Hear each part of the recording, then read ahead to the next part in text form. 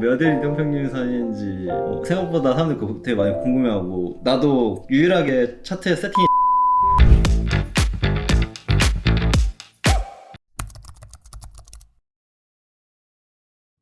안녕하세요. 맞니? 불쑥?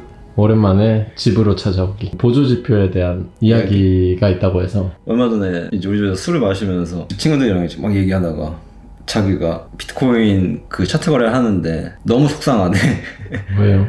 자기가 어떤 기준도 없이 이렇게 매수하고 매도하는 모습을 벌써 몇 년째 보고 있잖아. 이게 조금 나아졌다고 생각했는데 그런 모습을 마주할 때면은 자꾸 절망에 빠진대.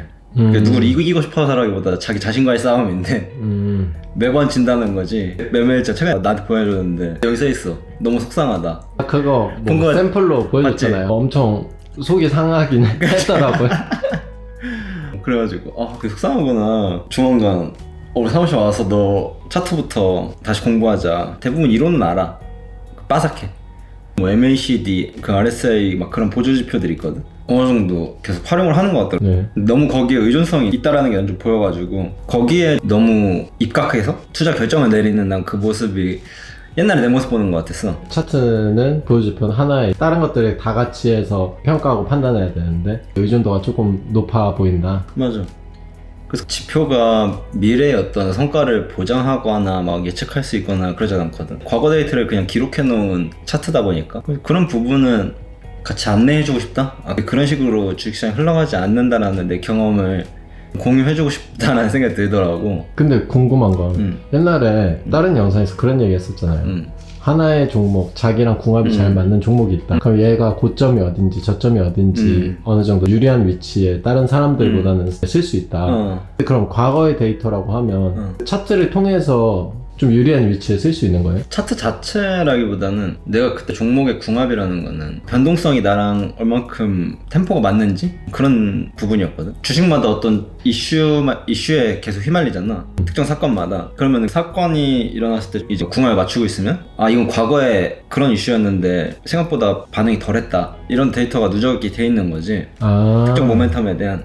그러면 이렇게 생각할 수도 있는 거예요? 예를 들면 하나의 종목의 이슈가 작년에도 생기고 뭐 올해도 생길 그치. 때 이런 변동성을 보이는구나. 그치. 예를 들면 실적이 뭐 어닝 쇼크가 났어. 마이너스 예상치보다 1조가 어닝 쇼크가 났어. 그럼 그때 뭐 변동성들이 기억이 돼 있을 거 아니야. 그럼 그 정도일 때 어느 정도 떨어졌는지 그런 것들이 계속 누적돼서 내가 거래하기, 트레이딩하기 좋게 만들어주거든. 그럼 어닝 서프라이즈 나왔을 때 어느 정도로 오를지에 대한 또 다른 예상을 해볼 수 있고 상향치를 그럼 이거는 조금 선 넘는데? 이 정도까지 갈 이슈는 아닌데? 라는 그런 개인의 경험에서 타당한 근거를 갖추고 예측해볼 수 있는 거지. 그러나 보조지표라는 거는 이슈들에서 단순 가격? 포인트들을 찍어서 그냥 기록해놓은 거잖아. 그렇죠. 그런 사건에 대한 데이터는 없으니까. 그러다 보니까 성과에 큰 영향을 주는 요소들이 고려되지 않고 보조지표라는 하나의 요소만을 가지고 주식 자체에 대한 성과를 예측하려고 하는 거는 사실 굉장히 위험한 거다라는 걸 항상 나는 일관되게 강조하고 싶은 부분? 과거의 시세가 어떻게 흘러갔고 그런 거에 대한 기록물은 중요하다고 생각하는데 그거 자체는 투자의 기준이 될 수 없는 부분? 내가 매수 매도할 때 개인의 기준이 생길 수 있는 거지. 여기에서는 1년 전 저점에서는 올해랑 실적이 비슷한데 한 요 정도 구간에 있었구나. 그럼 나는 그 정도를 마지노선 손절가로 잡아야겠다. 뭐 혹은 매수가로 잡아야겠다. 그런 개인만의 기준이 생길 수는 있게 되는 거지. 그러면 차트가 있을 때 점들과 선들은 그 가격을 표시하는 거잖아요. 흐름을. 그 사건들에 어떤 배경들이 있었고 어떤 것들은 움직였는지를 아는 게 중요한 거예요? 그치. 그림과 숫자만으로는 될 수 없다는 거죠? 그치. 그렇게 이해할 수 있는 거지. 재밌네요. 보조지표는 해석이 트레이더마다 다르게 해석하는 부분이 많거든.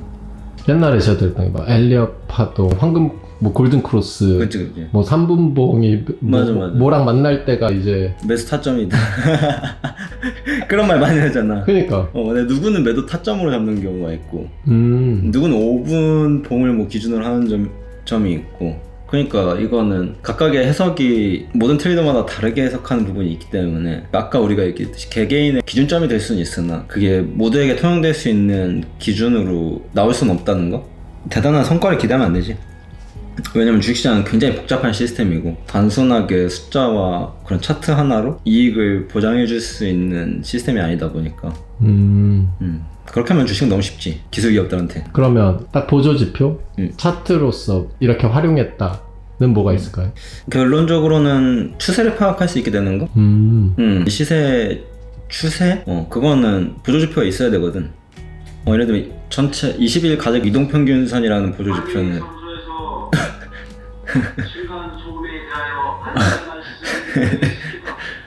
예능신 오셨다. 조용히 얘기하래요. 내 말이 너무 컸나? 나도 크리에이터가 다 됐나 보다. 목소리가 이렇게 커지실 줄이야?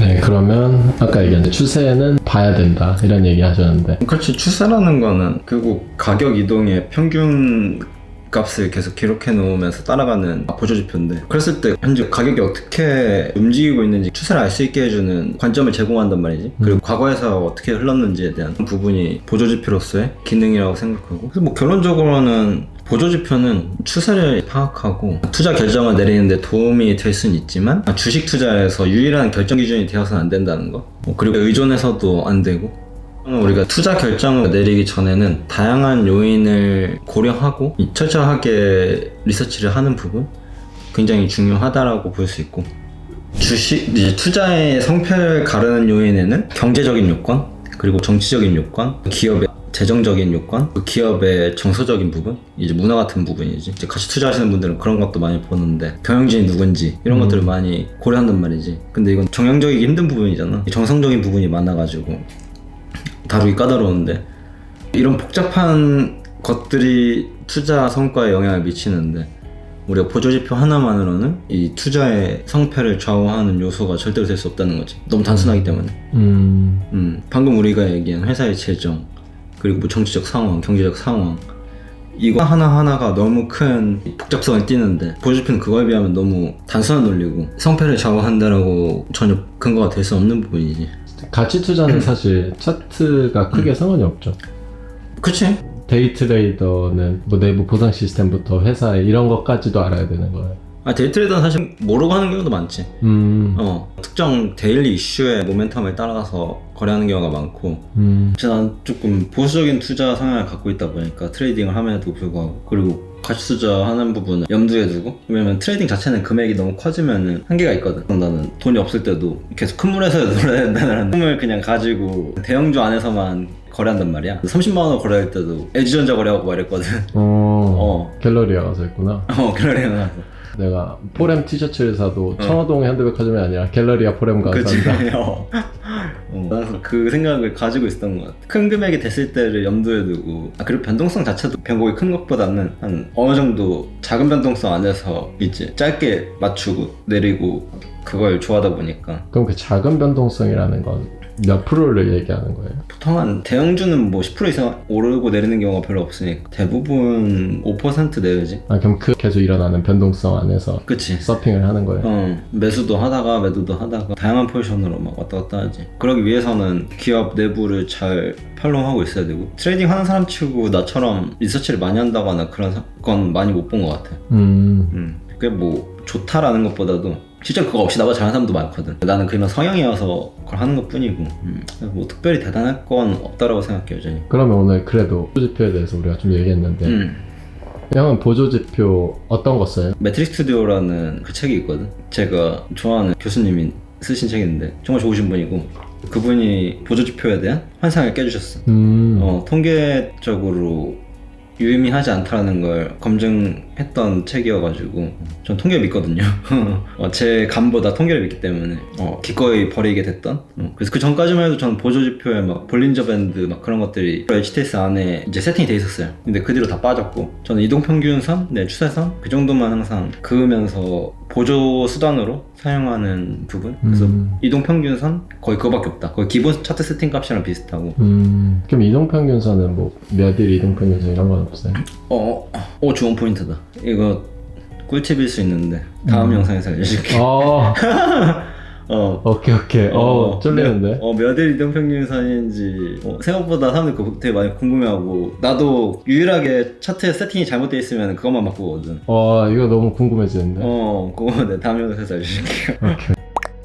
우리가 간단히 보조지표에 대해서 주린이잖아요. 그렇죠. 이번에 테슬라 샀잖아요. 그렇죠, 그렇죠, 맞아요. 이틀 만에 한 27% 수익 났잖아요. 맞아요, 맞아요. 앞으로도 궁금한 게 많을 건데 저한테 자주 와서 물어보시면 제가 답변해드릴 수 있는 한 해드리고, 사실 저는 이런 영상 찍을 때마다 조금 항상 부끄러움이 많고 제가 누구를 교육할 수 있는 사람인가, 가르칠 수 있는 사람인가에 대한 여전히 의문이 많거든요. 그래서 과거 영상에서도 항상 그런 게 조금 그렇게 비춰지지 않을까라는 생각이 많이 들었는데, 저는 누군가들한테 항상 생각하게 하는 거? 네, 그런 영상이었으면 좋겠다라고 생각하고 생각해 볼 수 있게끔 하는 사람이었으면 좋겠다. 네, 그게 제가 유튜브를 보통 시작했던 이유다 보니까, 제가 앞으로도 그 이상을 넘을 수 있는 사람이라고 생각하지 않기 때문에 저는 그 정도면은 제가 할 수 있는 최선이지 않나. 네, 그래서 누구를 교육할 만한, 가르칠 만한 역량을 가지진 않았기 때문에 막 그런 제 말이 답이다 이런 뉘앙스로 받아들이시지 않았으면 좋겠고, 어쨌거나 제 보조지표에 대한 경험이 여러분들의 투자 이제 인생에서